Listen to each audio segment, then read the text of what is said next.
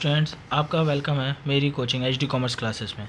तो सॉरी मेरा video late हो गया, तो चलो उस पर हम ज़्यादा बात नहीं करेंगे। तो उस दिन हमने बात की थी परचेज़ डेबिट पे, ठीक है। तो आज हम बात करेंगे सेल्स पे। तो आपको यहाँ भी एक ट्रिक फॉलो करना है, सेल्स ऑलवेज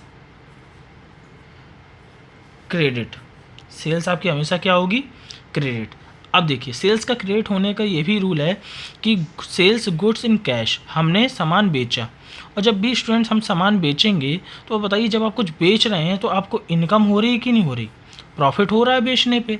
तो अगर जब प्रॉफिट हो रहा है, इनकम हो रही है, तो इनकम हमेशा क्या होती है? क्रेडिट। तो उसमें क्या लिखा है? सेल्स गुड्स इन कैश कितने की? 50,000। तो आपको पता है सेल्स हमेशा क्या होगी? क्रेडिट। अब सामान किस में उसने सेल किया है? कैश पे। तो आपको ये पता चल गया आपकी सेल्स क्या होगी? क्रेडिट होगी। Sale account credit. और आपका किस में आपने सेल की है? कैश में। तो कैश अकाउंट क्या हो गया आपका? डेबिट। तो इधर कितना हो गया? 50K and 50K। अब नेक्स्ट में हम बात करेंगे सेल्स गुड्स टू राम। तो आपको पता है सेल्स आपकी क्या होनी है? सेल्स आपकी हमेशा क्रेडिट होनी है। आपको याद रखना है कि सेल्स हमेशा आपकी क्या होनी है? क्रेडिट। तो सेल्स अकाउंट क्रेडिट हो गया। अब देखिए, यहाँ हमने राम को सामान बेचा है, तो किस पे बेचा है? उधारी पे बेचा है। तो अब यहाँ पे उधारी पे जब हम खरीदेंगे या बेचेंगे, और नाम तो मेंशन करना ही पड़ता है। तो राम डेबिट कितने का हो गया हमारा? 10,000, ठीक। और 10,000।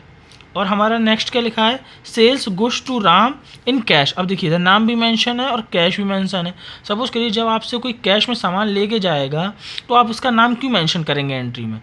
तो जब भी नाम और कैश दोनों लिखा हो, तो हमेशा ट्रांजेक्शन किस पे रिकॉर्ड होती है? कैश पे। तो ट्रांजेक्शन क्या हो जाएगा? Cash account debit to sales account. कितने की?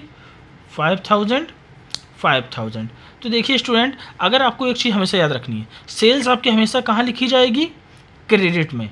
और परचेज हमेशा कहाँ लिखी जाती है? डेबिट में। एक चाहे आप समझ लीजिए, जब आप कुछ बेच रहे हैं तो आपको इनकम हो रही है, तो इनकम हमेशा कहाँ होगी आपकी? क्रेडिट। तो आपको याद रखना है कि सेल्स आपकी हमेशा क्या होगी?